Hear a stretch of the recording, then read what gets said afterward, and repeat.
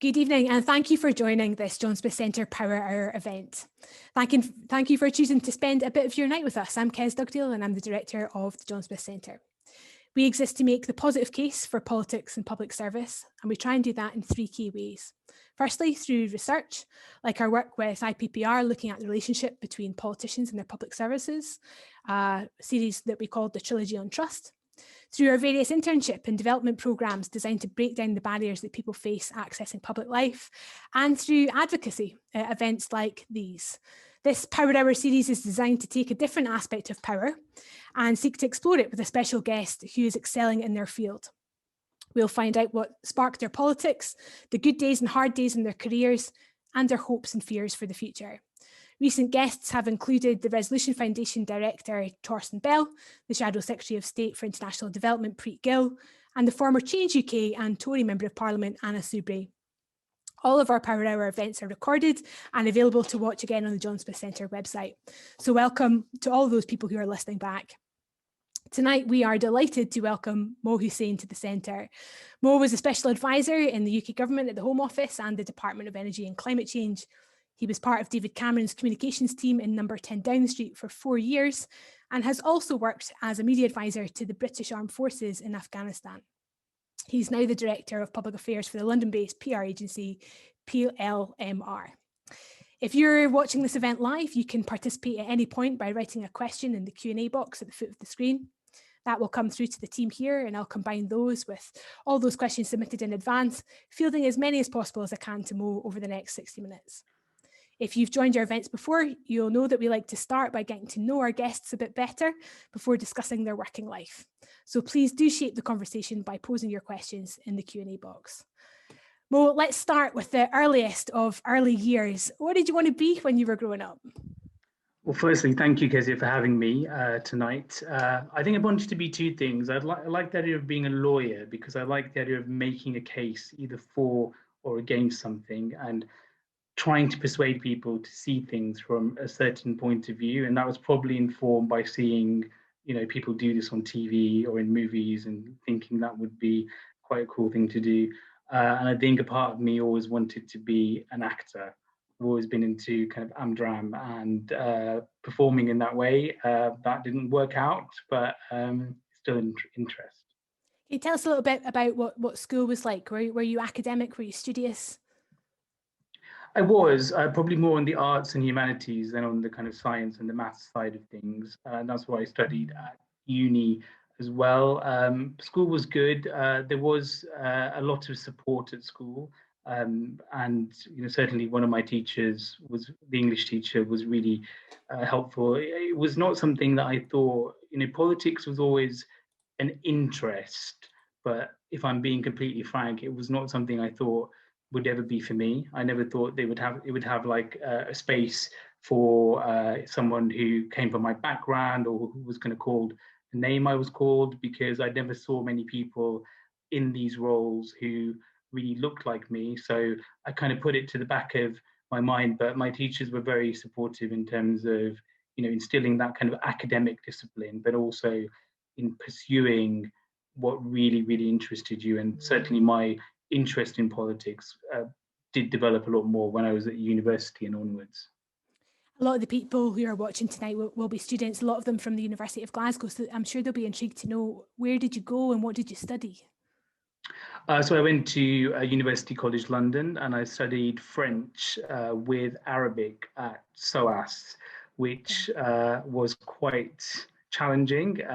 It was French was the French was language and literature. The Arabic was deep grammar with more exceptions to the rules than rules themselves. So it was a testing time. But I did get to go for my year abroad. I spent a lot of my friends went to La Sorbonne in Paris or other universities across France. I wanted to go a bit further afield, so I asked if I could go to Montreal in Canada and experience a year there. And I think the university was slightly annoyed because it was a lot more work to try and get that sorted. But actually, I just wanted to get out of my comfort zone and, be in a different environment where I didn't really know many people and just see kind of what happened. So that on many levels, being in North America for the first time, at that time for a year was a really, really interesting and memorable experience. Without revealing too much about your age, what sort of period of time are we talking about here? We are talking early 2000s. Okay. God, I think I've got years on you, which is deeply worrying. So you're not particularly political at university, so I'm guessing you weren't active in a political party on campus or anything like that. How did you find your politics, and if not your politics, your kind of values and beliefs? Yeah, so you're right. I wasn't particularly active at university at all. I did take more of an interest in international politics from university onwards, particularly around the Middle East. I was always fascinated by this kind of seemingly intractable conflict in the Middle East and what was the reasoning behind that. So after I did my undergraduate, I then did a master's in modern Israeli studies because I wanted to really kind of coldly and academically study that region. Um, and I think it was kind of after that that then I ended up becoming interested. I was getting leafleted by my local MP, and I was interested in what was happening in Parliament and how that worked. So I then applied for an internship, and I just wrote to, from memory, between 30 and 40 MPs. And I didn't really have any kind of political, alliance in terms of which party I wanted to work for. I just wanted to have the experience of working in Parliament, seeing what that was like, um, and just kind of having that on my CV, frankly, and trying to build that as a career. So I ended up getting a response from my then local MP when I lived in North London, who was a Liberal Democrat MP, Lynn Featherstone, who's now, I think, in the Lords. And I went to work for her just for 2 or 3 days a week in her parliamentary office. And I remember the first day, this was kind of towards the end of a Labour government, and the first day we saw Jack Straw walking through the House of Commons when he was still the Foreign Secretary. And the kind of that just to me felt like this was quite an important place to be, where decisions affecting millions of people's lives were happening, and that kind of attracted me to want to explore this world more, and therefore the world of government more, where you can actually make those decisions and help influence them. And if you have an interest or a passion, or you want something to change, it's a really good, tangible way of trying to do it.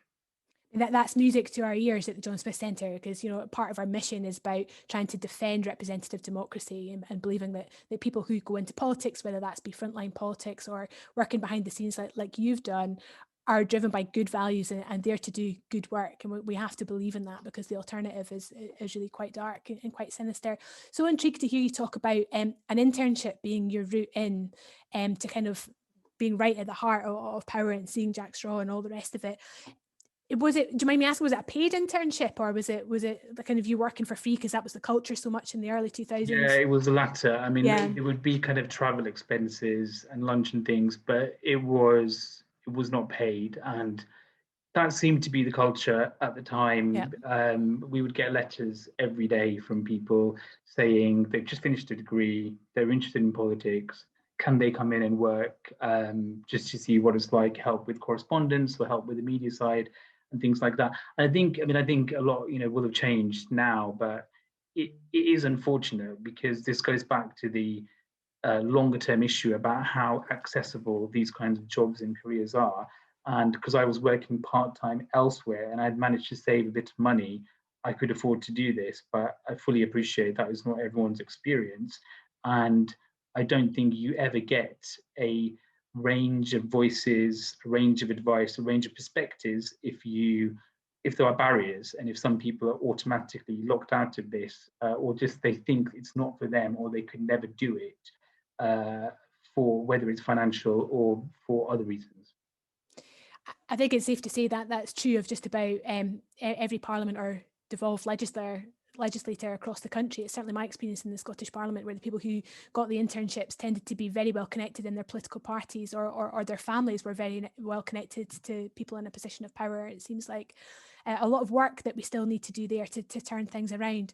Yeah. I wonder if you can take us through the next bit. of your trajectory. How does an intern working for free for a Liberal Democrat MP end up becoming a kind of special advisor at the heart of a Conservative government? What happens next? It's quite a journey, but I, after a few months, thought I need to now, earn some money, have a job, use this experience that I've kind of acquired in Parliament, and because I was doing a lot of the media stuff for Lynn at the time, I thought that was interesting. I quite enjoyed that, and then the fact that when you watch the news, as is the case now, government or kind of the wider concept of government generates so much news in terms of what is happening with the big decisions facing the country, with big announcements. So then I thought a routine would be going into government, going into the civil service. So then I went to the Ministry of Defence and worked in press and communications there as a civil servant for several years, and that's when I had the opportunity, which was scary, but equally really interesting and challenging, but in a good way, of going to Afghanistan as a media advisor to the British forces out there, dealing with the journalists who would come in and spend time with them, cover operations, and I'd done that. And when you're in a government, in the Westminster UK government press office, you have a fair bit to do with Number 10 and Number 10 press office, because you have to talk to them each day about lines for lobby in terms of responses to story that they may get asked about, the Prime Minister might need to have a view on.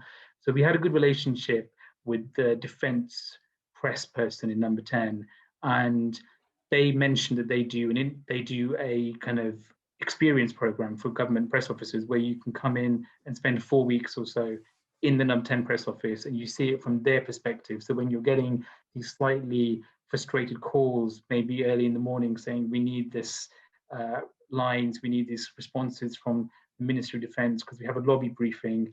If you haven't experienced that, you don't know what that means, or you don't understand why that is important or what the pressure is. So I went in to do this 4-week placement from the MOD, and I really liked it. And I treated it as a 4-week long job interview because I had enjoyed defence, and I'd seen the end of a Labour government, the beginning of a Conservative government, and I had a good time there, but I equally wanted to work on policy areas that were broader, and Number 10 felt like the place where you deal with everything. So having done my 4 weeks, I'm happy to say a role did come up a few months later, and then I just moved across permanently into the press office in Downing Street. And there I was looking after, you divide up different government departments. So I was looking after business, the treasury, transport, energy and climate change, culture, media and sport. So quite a big, broad range of stuff, and stuff that the Prime Minister was very interested in. This was a time politically where there was a lot of focus on kind of, as there is now, frankly, but on economic recovery and regional growth. So lots of visits, lots of time on the road, trying to focus on these areas. And again, I'd spent a few years doing that I, and in Number 10, it's a very close-knit environment. You have civil servants, special advisors working very closely together.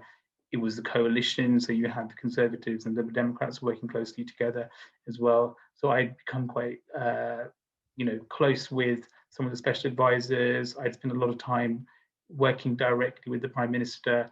So after the 2015 election, when the Conservatives came back with a small majority, there was an opportunity. There were some SPAD roles going. There were people in the cabinet who had never been in cabinet before, like Amber. Through Number 10, I was put in touch with her, and we just hit it off. And then she asked me to join her team as her SPAD. That was the trajectory for that. You make it all sound very easy. It can't have been that easy to get, you know, right to the centre of power there. I'm wondering if you can just take us back to that bit you started there with accessing the civil service. I know a lot of our students will be considering applying to the fast stream just now. Was that your route, or was it slightly different? Is this where your language skills really came to the fore? How do you think you kind of managed to break through in a way that other people didn't and don't? Yeah, so I didn't go through fast stream, and I know anecdotally how difficult that is from people. It's a very oversubscribed way of doing it. You know, clearly there is an intake every year. I just applied for the job. I think I saw it on a just jobs website, on a news website, and it was for a generalist role. So rather than saying we need a press person, it was just a way of getting into the MOD, or I'm sure other department. And then once you are on that list, looking at what roles are available and what your interests are and what your skills are. Um, so I think languages, you know, may have come into it to a certain extent, or some previous kind of media experience as well. But yeah, it is. It wasn't, getting in was quite a hurdle, and for certain government roles there were considerable security checks that you need to go through and other checks and balances, so the whole process did take several months. But once you're in government, and certainly this is the experience in Westminster, it is a lot easier to move around between departments, and especially if your specialism is communications, then a lot of, you know, my former colleagues and friends have worked in probably 3 or 4 government departments doing media and comms, because you tend to get promoted, you tend to move around, so it is much easier once you're in. So there's a lot that we want to talk to you about. Keen to talk to you a little bit more about communications next, and then we'll move on very specifically to the role of special advisors and tackle Sure. some of the things that you did in that. But maybe we could take communications into sort of 2 crass chunks of work, right? You've got crisis communications and you've got proactive communication work, where you're trying to really get across the government's core message. Let's start with that crisis communications first, right? Because in reality, somebody with your comms expertise at the heart of government, you're working 24 hours a day or as close to it, right? Your phone can go at any moment and you have to answer it and you have to issue the lines. Can you give us some examples of what that was like? Any real kind of key moments you think back on now, you think, wow, I'm never going to forget that? Yeah, I mean, the way you describe it is spot on. That, you know, you're kind of in a long-term relationship with your phone, and you are answerable to the lobby and to political journalists and other journalists, anytime, day or night. And certainly, I remember, uh, you know, when you come to things that are very operational in nature, things that we dealt with in part in the Home Office around terror attacks and things like that. You know, there were calls in the middle of the night where you have to respond very, very quickly. And yes, I was doing the media side of things, but you have to be really careful with the information that you are sharing if there's something like that has happened and there's a loss of life, because, you know, you need to be sure that the family and loved ones have been told. You need to be sure that what you're saying is accurate. This is not a chance for spin or for putting a shine on things, clearly. So that can happen anytime, day or night. And we, you know, sadly experienced a fair few during my time there. But there were also other things. The 10:30 p.m. slot in number 10, especially if you're the duty press officer, can be interesting when the front pages come out and people see them and say, well, why haven't I got that story or that briefing, or where did that come from? And you tend to be the funnel, even if it's to do with a government department. People know they can get hold of you, or you can maybe get hold of the right person or ask a question for them. So that was quite a busy period as well. And then, you know, there could be other things as well, like the being in number 10, you have to have a view really on pretty much everything that is happening, or you're expected to have a view on pretty much everything that's happening, either in the UK or abroad. And the foreign relations element of it, I think, is really significant, because yes, we have a foreign office which obviously leads on our foreign policy, but a lot of foreign policy is done leader to leader, and it's about that relationship. And I remember one night I was on duty in Downing Street, and I used to always like to do my duty from number 10. I just felt like that was the office I was working, so I would stay there until 10 o'clock news, and then I would come back home. And it was a night that Nelson Mandela passed away, and it was just me in the building, and then the Prime Minister. And it was a case of this quite big thing had happened, and obviously we needed to have a reaction. You know, he's the Prime Minister. He had to say something on camera, so trying to sort that out. And I just remember my main thought was, where is the lectern? I need to find the lectern. I need to set this clip up outside the door of number 10. Yep. So, you know, all of these optics and all these images that we see, a lot of thinking and a lot of work goes into trying to get them right as well. So it would, you know, be a combination of that. And that is 24 hours. It isn't just within the 9 to 5:35 working day.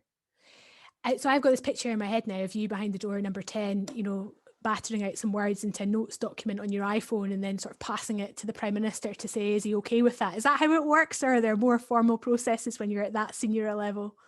It depends. It can work like that. It depends on the issue. You know, often if you are doing a visit with the Prime Minister, there will, if it's a UK domestic visit, there will always be an element of regional media in that, whether it's a huddle or quick interviews and things, and you may have a few minutes beforehand to brief him or her.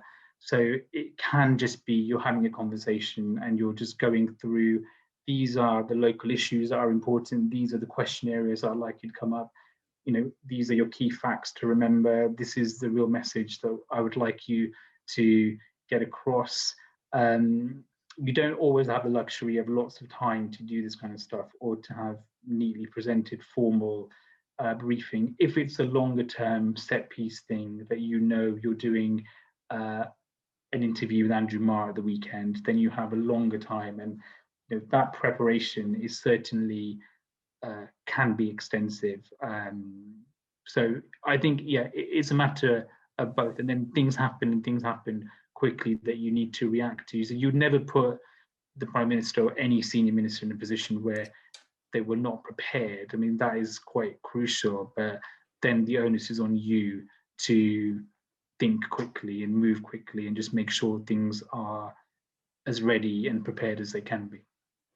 I'm going to ask you about proactive communications in a second or two, and still encourage people who are watching to put forward their own questions. I have hundreds in front of me, so it's no problem for people not to put them in. But if you would like to shape the conversation, you just type your question into the Q&A box and that'll come through to the team here.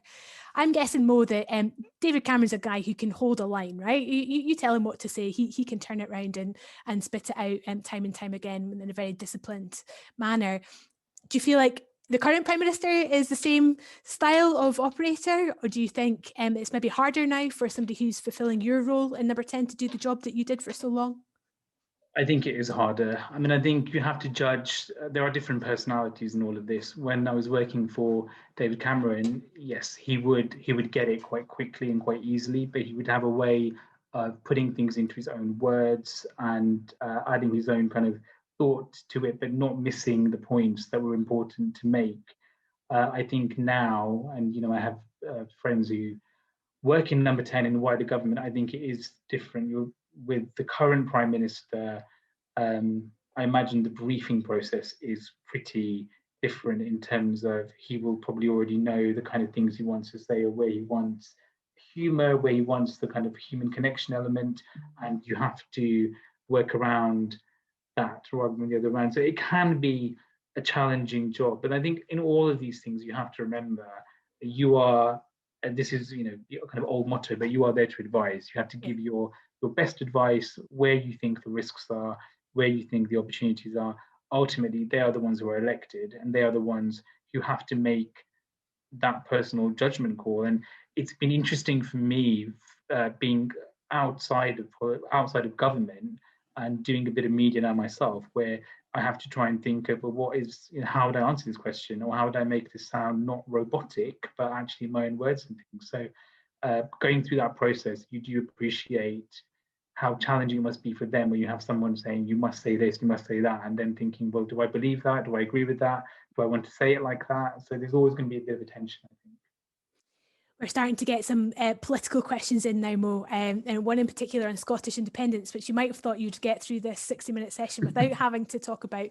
Just to reassure people who are sending in the questions, we will come to those more political kind of wrap-up questions towards the end of the session when we talk about Mo's hopes and fears for the future. But I do want to keep us on track just now around the issue of communication. So we've talked a bit there about crisis comms.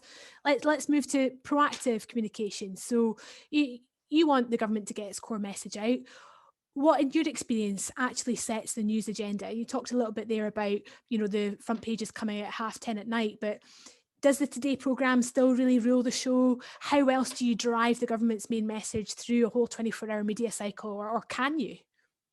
Yeah, I mean, I think the Today programme will always have an important place. It is the thing that most ministers, special advisors, civil servants wake up to and listen to, just to inform themselves more than anything else in terms of what are the big things for today. But there, increasingly now you have things like Politico's playbook, which is similar in terms of here's the background behind the scenes, what's happening in Westminster, a bit more kind of lighter, but still very useful and very interesting.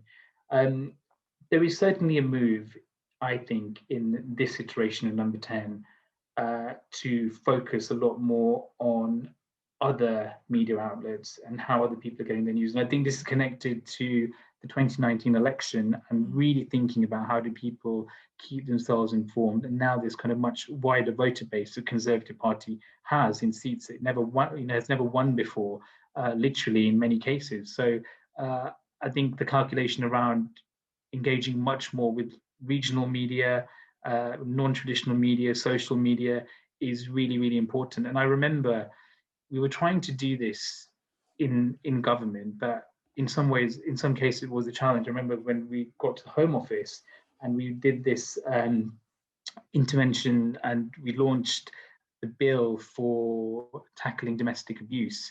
And I had commissioned a media plan from our press office and they came up to discuss it with me, and it was great. It looked fine. It ticked all the right boxes, but it just, in my view, lacked a bit of creativity. So there was the ministerial media round, which always happens, and maybe a Telegraph op-ed or something like that.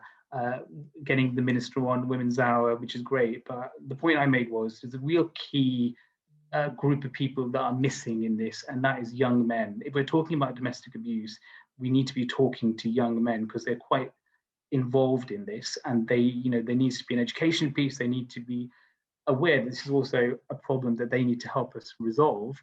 So why don't we get the Home Secretary to do an interview with Lad Bible?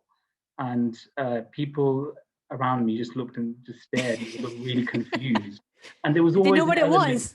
Well, some people did, but there's always an element in the Home Office of the Home Office doesn't do this. This is a great office of state. We just don't do that. And my point was, well, we're going to do it from now because actually this is a really important issue. Lad Bible is a big news site for young men between 18 and 35. So we should engage with them. So I called them myself, and I think they were really worried about why a Home Office special advisor was calling them. Once we kind of got through that, they thought it was really interesting. They were quite, being reached out to in that way on such an important issue. They were really up for it. And they did this interview with Amber, which was really successful on their homepage for a long time, lots of kind of views and shares and things. And it just showed actually that you do need creativity. You need to be thinking about different channels when you're doing things proactively, because ultimately the issues that you're dealing with, particularly in a department like the Home Office, if you think about it, young people, gangs, crime, knife crime, relationships, young people are affected by this and are interested in this. So we need to be talking to them in the right way. Do you think that's a strategy you can apply to every politician, or does it really depend on who you're working for? Because I'm so conscious that Amber could pull that off, Amber Rudd, the former Home Secretary, because as she demonstrated throughout the EU referendum, she has a sense of humour. She's got a clear sense of first principles and a bit of grit. She could make her way through a scenario like that. I'm not sure every government minister would have the kind of charisma to carry that type of new media activity. Is that fair, or is that do them a disservice? No, I think that is fair. I think personality and how people just react in the moment is really important. You can prep somebody, you can go through Q&A with them, you can get them ready, but actually an element has to just come from them in terms of, is there a curveball question? Is there something that was unexpected? And how comfortable do they feel with a non-traditional media outlet and people that maybe they don't talk to a lot and don't have that much experience of? So yeah, I don't think everyone can carry it off. And I think part of the role as a special advisor is judging that actually and thinking, your job is to maintain the reputation of your minister. So you don't want to put them in a situation where they will just look to some people ridiculous or they will look uncomfortable. So I think part of that is judging that. There will always be ministers who are very good at not saying anything interesting. And actually, that is really useful sometimes in government, especially if you have a problem, the government is under fire for something, you need to have a voice out there, but you don't want them to cause more headlines. So you just get somebody who is a safe pair of hands, dare I say it, someone like David Gauke, who is a great man and was very reliable in these ways, but could be relied on for not making news. Yeah. And there are people like Amber who I think probably would struggle with not making news in some ways, and a bit of her personality would just have come out. Arguably a sort of modern equivalent of David Gauke, not that he's so old to have been written off, but might be Alok Sharma, who I think is now considered the minister that you would send out for these moments. Let's move on to talk about the specific role of a special advisor, and we've had a few questions come in directly related to this. Before I get to them, can you first of all explain to people who might not be familiar with the term what a special advisor is and really does, and how that's different from a traditional civil service role? Yeah, of course. So special advisor is really the eyes and ears of the Minister of the Secretary of State. You act like a gatekeeper, you oversee access to them, how they're spending their time. You are the political sense as well. So civil service will send up advice or send up things that they think that the minister should be doing, and your role as a SPAD is to work out if it makes sense politically. Does it help that person's profile, that person's reputation? So you're kind of looking out for them, and also you are looking at whether the department and the civil service is doing what the ministers actually want them to do. Are you on the same page? Do you have a shared agenda? So it's quite a all-encompassing role. There's a media side of it, which is what I did, where you are the spokesperson for, in my case, the Home Secretary, so you deal with the political lobby as a first point of call. There's also the policy side of it, which my colleagues did, which would be working with officials across the department to really set out what Amber's priorities were, what are the things that she wanted to really focus on, and what are the things that we were happy to maybe dial down a bit and let other things take priority. Okay, that's helpful. We've got another question in here asking about whether the nature of who becomes special advisors is changing in recent times. So the idea that traditionally it was viewed as a role that would be occupied by somebody who is very loyal and very much associated with a particular political party, and that might be changing in the era of Dominic Cummings and arguably yourself. Do you think you have to be deeply rooted in the political party to do the job, or actually coming from another field that has huge value? Yeah, I think the latter. I think having other experiences do certainly have value in this. I think my case was slightly unusual. There aren't many people who go from being a civil servant and cross over to being a special advisor, but increasingly you are seeing people coming in from business, coming in from the media, and joining the government as special advisors because they have certain backgrounds or certain skill sets. It really depends also on who is in number 10 and how they are running things. Ultimately, all special advisors are appointed by the Prime Minister, which means to varying degrees, number 10 will have a say on who is appointed. And there will be cases where, certainly in my time, Amber would have, she saw several people and then she offered me the job. So she had the choice of who she wanted. And that is right, because it's a very personal role. Like, I had to potentially answer the phone to journalists at midnight to defend her against a story they had about her. So you wouldn't do that just for anyone. So that personal connection, I think, has to be there. I think increasingly in the last few years, and certainly in this version number 10, there's been much more control in terms of who gets the special advisors jobs. Are you on the same page on the Brexit issue? Are you much more aligned to the Prime Minister's priorities rather than the minister that you might be working for? That is certainly a different way of doing things. I don't think it's as effective because the SPAD will always be in a very difficult position that you're working for this person, but then you are also having to, report everything into number 10, or you are having to just follow orders rather than use your own political judgment or your own creativity to try and do something. So on paper, it sounds like it's a good job, but actually the reality can be quite different. Another very practical question is coming here, and I'm going to read this one out in full because I don't think I can do it justice in an attempt to summarise it. As a special advisor, did you play devil's advocate to prepare a minister for questions, or are there times when you felt you didn't want to disagree with their line of thought? I was very much the former. Okay. I think that was a really important part of the job. Again, I think it goes back to the relationship and the kind of minister you work for. I think my relationship with Amber was very much she left the media side, the visit side of things to me, and she trusted me to just say to her when we got in the car, this is now what we're doing today. This is what we want to try and achieve by the end of it. And I like that because I like having the autonomy and the space to be able to do these kind of things. But yes, I certainly would play devil's advocate. I remember prepping her for both the debates in the EU referendum and also when she stood in for Theresa May at the leaders' debate in the 2017 general election, questioning. And you have to spend a bit of time thinking about what the questions might be and pretending to be other people on the debate panel and the kind of things they might throw at you. And it can get quite personal, it can get quite uncomfortable, but I do think that is an important part of the job. Ultimately, if you're looking out for someone's interests in that way and you have an eye on their profile, it's better they answer a different question with you rather than live on air, having not thought about it or having not prepped for it. If my memory serves me, she stepped up to do that particular gig the day after her father died. Is that right? Yeah, exactly. It was the day, maybe 2 days after, and she was really keen to just carry on campaigning. But it was her against the leaders of all the other main parties. So again, we had been prepping, and we had known we were doing the debate earlier than that sad news came.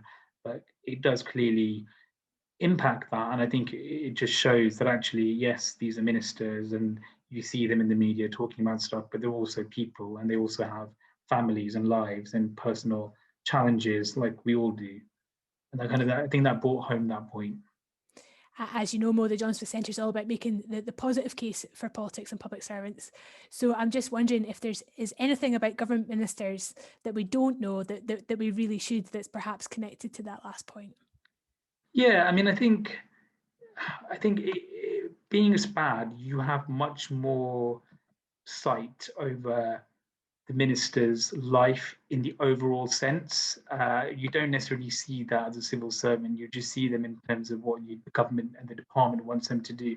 But I certainly saw that, and you're much more mindful of that when you're kind of planning things for them, or you want them to go to these meetings or go to this dinner and things, and you think, well, actually, they probably need to see their kids, or they probably need to spend time with their families as well, or something is happening that is not public, so they give them some space. So as a SPAD, you have to worry about all of that. And again, I think that strengthens the bond between you and the minister.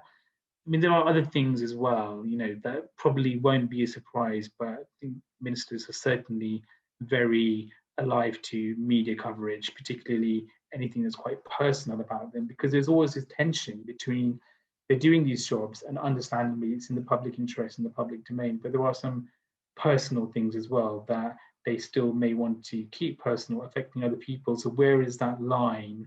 But still they need coverage because their job and their appeal to constituents depends on it. I think they also look at things through different prisms as well. So there will always be a question around what is good for my constituents as the local MP. But then as a minister, you have to think, well, but what's also good for the country? And sometimes there may be different things. You may be awarding funding across the country that is not going to impact on your constituents at all. And you have to somehow find a way of explaining that to them. Certainly Amber as the Home Secretary, being a very operational job, going to Cobra meetings, going on foreign trips, responding to 5 terror attacks during our time there, which was very, very horrific and also humbling experience. You don't always have the time to go back to Hastings as much as you would like, or if you were a constituency MP only. So I think there is that tension which people may not necessarily think about. And the idea of legacy is important as well. The time that you spend in the cabinet is finite. And in our case, it was, I worked with her for 3 years in 2 different departments.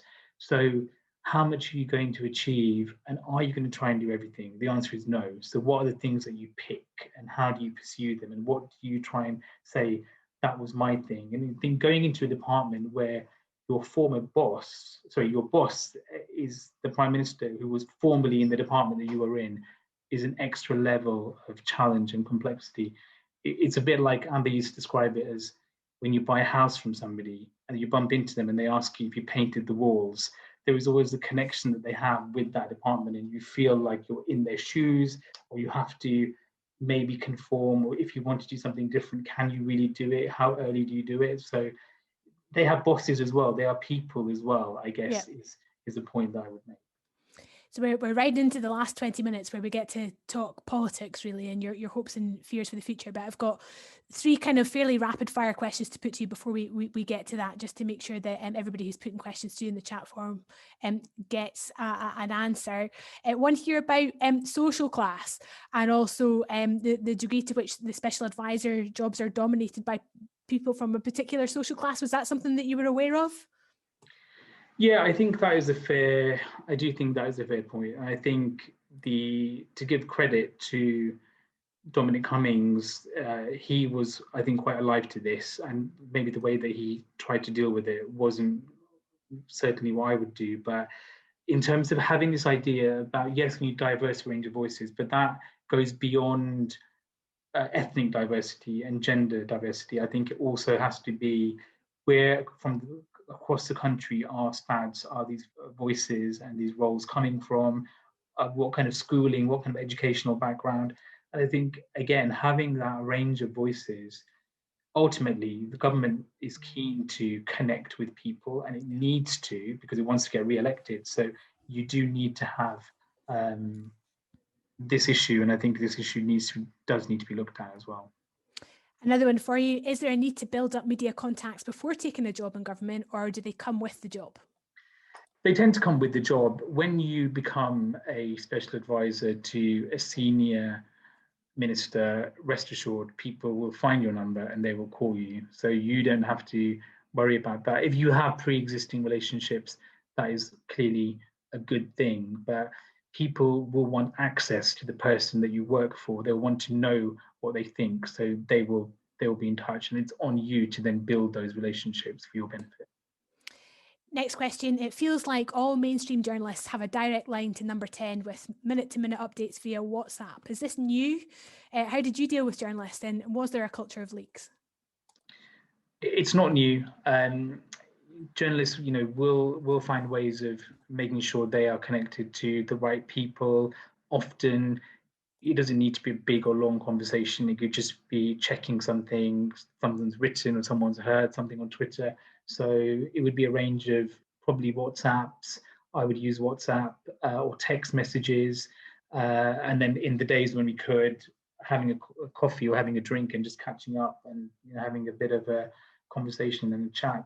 And leaks, yes, I mean, that kind of, I think, has been a perennial issue for many a government. We certainly had a fair few when I was in the Home Office, and it is something that the official line will be, we never really comment on leaks. So I think behind the scenes, you probably have to judge it a bit more and see how damaging it is and how recent or old, whatever has been leaked is it something that's even been seen by ministers or not?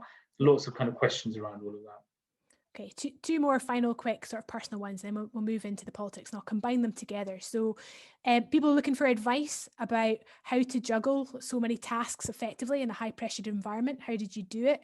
And a sort of secondary one to that is, you've spoken a lot about ministers' personal lives, but I also wonder if, as a civil servant and then a special advisor specifically, whether you ever felt that your personal life was under scrutiny by the general public. So on the first question, there was a lot of firefighting. And again, it depends on the portfolio that you have. Certainly in the Home Office, there were many issues of the day that you needed to deal with. So I think you would have to prioritize depending on media deadlines, depending on who you knew was writing when and who you needed to go back to first. So I'd work closely with the press office to try and manage that and to try and do that. And then when we could, yes, we wanted to focus on like talking to tech companies about taking down illegal content, which is one of Amber's priorities, or women and girls education around the world. So we would try and focus on things like that when we could, but the firefighting and the day-to-day came first. And then on the second one, yes, you do feel like you are in the public domain. People know who you are. Media certainly know who you are. So with that does come responsibilities. I was always much more cautious at the time on Twitter, on social media. You don't want to, and you may be forgiven to think this is now different, but you don't want, SPADs should not become the story. You do not want to become the story. You are there to help advise and help government function and help your minister deal with what they are dealing with. But when you become the story, I do think that isn't really what the job is. Thank you for that. We're now moving over to the easy issue of Scotland's constitutional question. So one question says, I'd love to know if you think that if over the last 15 years the UK government has ever got its head around how to talk about Scotland in a way that makes the case for the union remaining. I ask because, if anything, ministers seem to be getting worse at it, not better. Are the SPADs getting it wrong? It's a really interesting point, and I was in number 10 when we had the referendum, and there was a lot of thought going into what are the arguments to make, the head and the heart. And actually, I don't think there's one set answer for doing any of this, because people will respond to different arguments and different lines of thought. And the economic argument now seems to be winning the day in terms of what the UK government is doing in terms of the COVID response, or furlough, or vaccines. So I think you have to be able to provide tangible examples of what you mean when you're trying to outline what the benefits are of having the union. And there were some SPADs who spent a lot of time working on this and currently do. And did they get everything right? Perhaps not. But then that is hindsight, and that is actually looking back at an argument thinking this had a counter effect, because it made people feel they maybe can't do something by themselves, and it came across as slightly condescending. So there will always be a need to kind of finesse messaging and use focus groups and use polling and use lots and lots of tools to try and get it right. But it will be dictated by what the situation is at the time and what is happening in people's lives at the time, and using relevant arguments as well.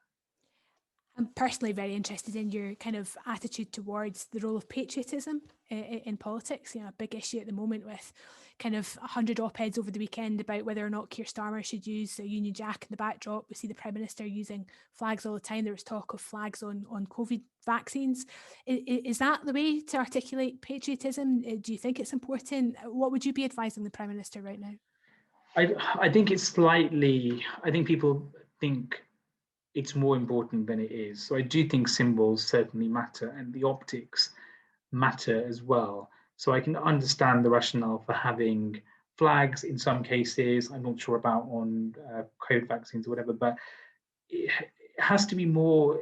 People, I think, after a while can see through symbols and see through optics, and they want substance, right? And they want something to actually change or something to be delivered. So it has to be matched up with a significant policy announcement or a significant action that you are taking to create a difference on the ground and create a difference in people's lives. Because I think after a while, you can have a debate around things like this, but then people will question, but to what end? And how has this actually changed anything? And how has my life improved as a result of it?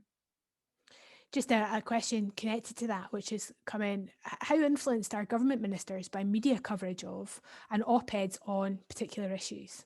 We just talked there about, how, a set of op-eds over the weekend might influence what Keir Starmer thinks. Does it feed into policy development, and what is special advisors' role in that? Is the SPAD responsible for flagging particularly good suggestions covered by the media?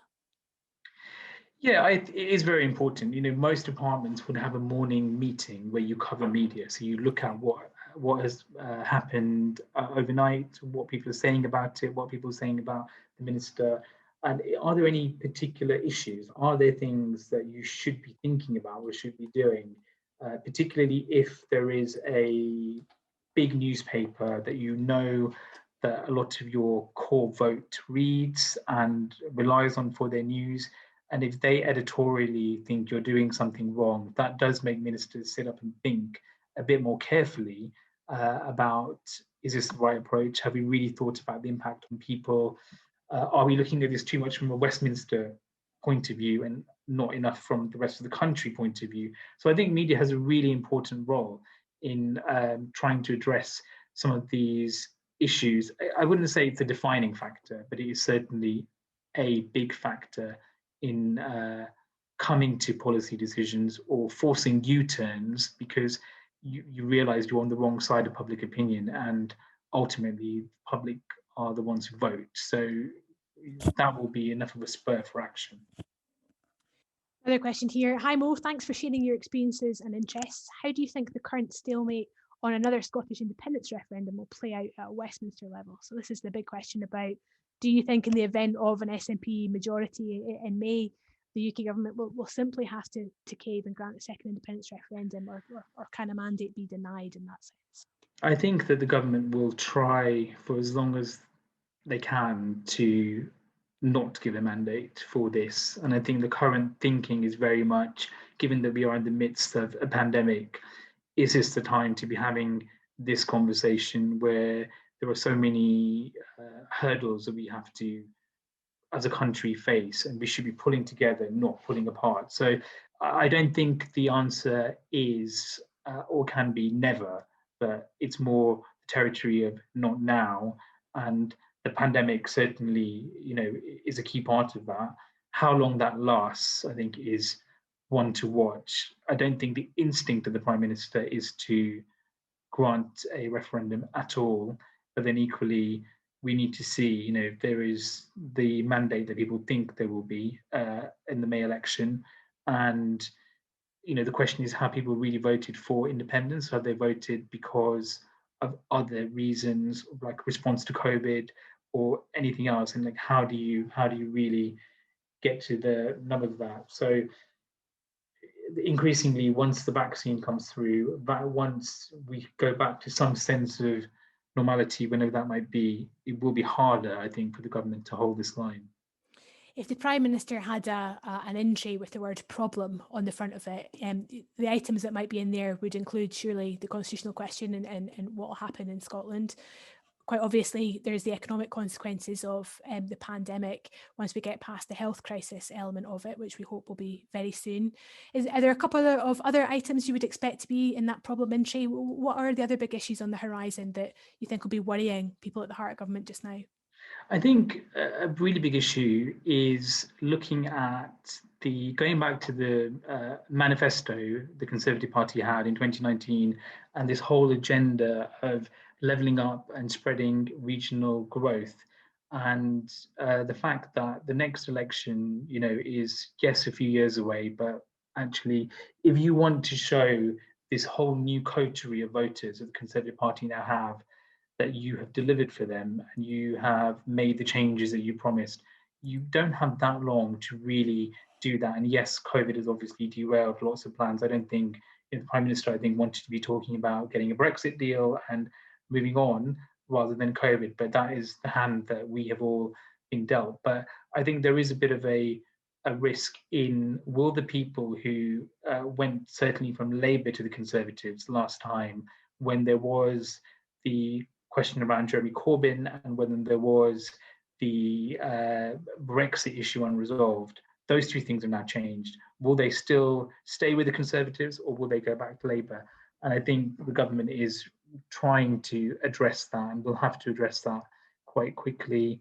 And this whole idea about place in the world is quite important as well. Like, having left the EU, there is a lot of movement to appeal to the Pacific area and the area around China in terms of joining trade agreements there, and hosting COP26 and chairing the G7.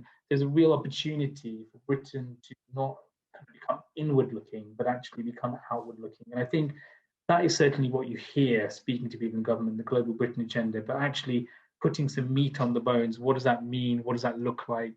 How does that help the entire United Kingdom? I think will be higher on the agenda as well. Thank you for that. Just 2 questions to go, Mo, and then you'll be released to enjoy the rest of your evening. Final question in from the audience and then one from me. So, are there any situations where you feel most proud to have contributed to in a positive way, maybe having pushed a strategy or advocated for a different route in a particular situation? Yeah, I think the work that in the Home Office, we did a lot of work with the social media giants in terms of getting them to take a lot more responsibility for taking down illegal terror content. And this was spurred by the terror attacks that we had, a lot of which had online elements to them. So we actually ended up going out to San Francisco twice to meet them in their natural habitats, in their comfort zones, and to make the point that you have a responsibility here. Lots of stuff is being uploaded, being shared. You're not taking it down quick enough. Initially, they were a bit like, who are these people? Who is the British Home Secretary? Why does she want us to do this? America, with the freedom of speech and lack of regulation in this area, is quite a different environment. But actually, we got them to set up the Global Internet Fund to counter terrorism. We got Facebook, Google, Microsoft to all work together to do this. And of course, they can and they should do more, but that is a lot of progress compared to what they were doing before, which was hardly anything at all in this space. So I think that is not just a UK challenge, that's a global challenge, but that is something I always look back on and think was a good use, I think, of my time in the Home Office. Very high stakes stuff too. Final question, and then you can breathe a sigh of relief and have a big drink of water. What's your advice to people setting out in politics today? Should they do it? They should definitely do it. They should definitely do it. If you are interested, I think it is about the issues that you care about and that you want to try and make a change on and have your voice heard on. It's about networks, and it's about getting, finding a route. And if the first route doesn't succeed, finding another route, but thinking about who you might know in this area, whether you begin locally and it's local activism, or working for your local MP, or just being active in whatever political party you want to be locally, or whether it is much more kind of Edinburgh focused or London focused. I think there are certainly ways of doing it, and there are also ways it's not just in politics. What I do now at PLMR is much more public affairs and much more helping businesses and third sector organizations engage with the political process and their political stakeholders to make sure their voice is heard, to make sure the issues that they care about are on the policy making agenda. So there are routes into politics, into the wider sense of politics, without working for an MP or without working in government. But I think certainly the wider range of voices that we have that reflect the communities that we all live in, the better. Well, I'm just sorry that we've not had more time tonight to get into your current role. We've had you looking back the way all of tonight, but it's been hugely refreshing, honest and frank, and I think of great interest to everybody that's tuned in. I've thoroughly enjoyed it, and I'm sure that they will have as well. So to the people that are still with us, if you have enjoyed that, you'll be delighted to know, I hope, that we have another 3 power hours coming up in quick succession now. So on the 23rd of February at 1 p.m, we're hosting Baroness Tanni Gray-Thompson to talk about her work in the House of Lords, and in particular, her duty of care report, looking at elite sport and the role of discrimination and harassment in elite sport. And then we're back on the 9th of March, where we're hosting David Lammy to talk about Grenfell, Windrush, and the politics of identity more generally. Finally, we have a very special Power Hour for LGBT History Month on the 22nd of February with Senator Sarah McBride, the first ever trans state senator in American history. You can register for all of these events now on the John Smith Centre website. If you'd like to shape who we hear from next, then please complete the super quick evaluation form, which is going to pop up on your screen immediately after you leave this event, and it'll be in your inboxes tomorrow. The feedback that we get from these is always very positive, and it's also a really nice thing to be able to share with our guests who have given so much of their time to our cause. So all that's left to say is thanks again, Mo, and bye for now. Good night. Thanks for having me. Bye.